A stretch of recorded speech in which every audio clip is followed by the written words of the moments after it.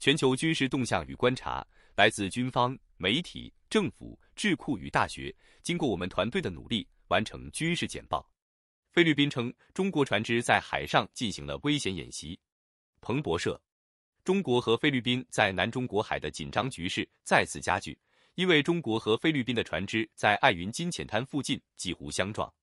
菲律宾声称，中国海警船只封锁了菲律宾巡逻船，并展示了侵略性的战术。一艘中国船只进行了危险的演习，使两艘船仅相距50码。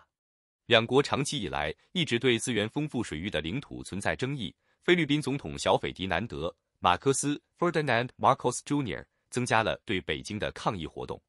与此同时，在朱利安费利佩礁附近发现了大约100艘中国海上民兵船只。官员说，五角大楼泄密嫌疑人发出暴力威胁。德国之声，美国司法部官员反对保释一名被指控泄露秘密档的21岁国民警卫队成员。杰克 T 被指控策划10年来最具破坏性的美国机密文件泄露。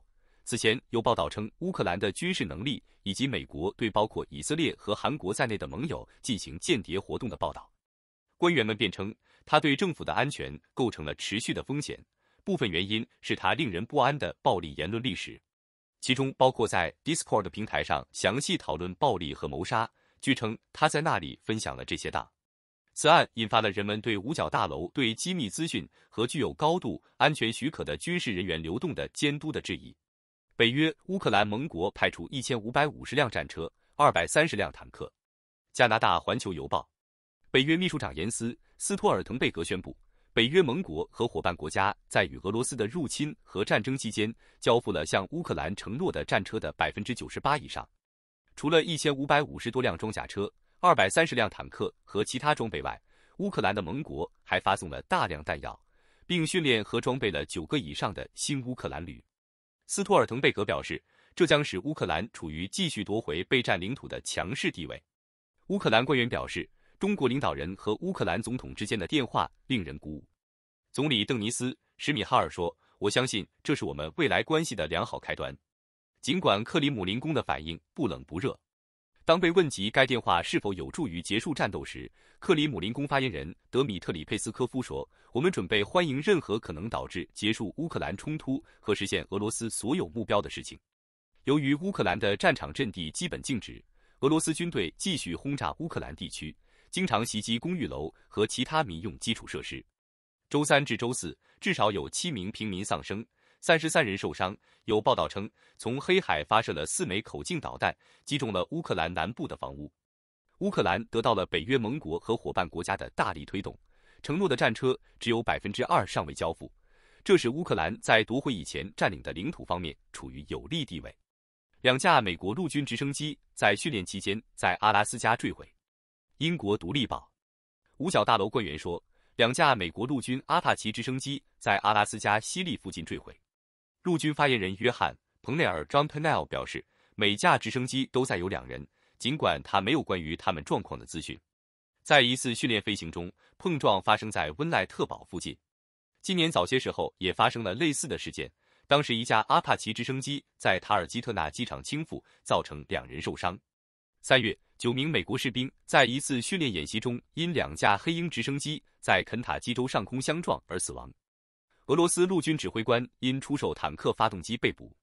英国《每日电讯》，据《生意人报》报道，一名俄罗斯陆军上校因涉嫌偷窃 T-90 主战坦克的发动机而被捕。据称，负责南部军区坦克技术支持的亚历山大·杰尼索夫上校在2021年11月至2022年4月期间偷走了7台 B-92S2 发动机，每台发动机耗资约28000英镑，总价值约20万英镑。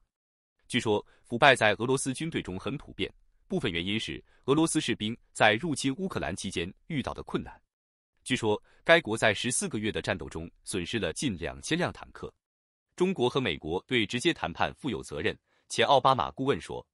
南华早报，巴拉克·奥巴马 （Barack Obama） 的前美国总统顾问、美台关系新书的合著者里安·哈斯 （Ryan Hess） 表示，在台湾问题上应该进行直接对话，而不是军事信号。美台关系，中国的挑战会导致危机吗？指出，虽然中国人民解放军 PLA 可能在未来10年内袭击台湾，但台海的武装冲突并非不可避免。台湾海峡对北京和华盛顿都具有重要的战略意义，危机可能会损害全球贸易和供应链。布吉纳法索军队称，33名士兵被武装分子杀害。德国之声，根据陆军的一份声明，在布吉纳法索涉嫌武装恐怖组织的一次袭击中，约有33名士兵丧生，另有12人受伤。该国在过去7年中遭受了圣战叛乱，这使该国的士兵与伊斯兰国和基地组织有关的极端主义团体对抗，平民也成为攻击目标。就在3天前，当穿军装的男子在布吉纳法索北部杀死大约60人时，平民也遭受了痛苦。联合国估计，现在死亡人数可能高达150人。与美国军方作战的阿富汗妇女寻求合法移民身份。纽约时报，一群阿富汗女兵与美国特种部队密切合作，在阿富汗打击伊斯兰国等激进组织。在2021年从喀布尔撤离后，他们正在寻求留在美国的家人。活动人士在最近访问国会山期间会见了多位立法者，游说解决其公民身份问题的新立法。由于将于2022年8月结束的为期2年的人道主义假释，这些妇女目前居住在美国。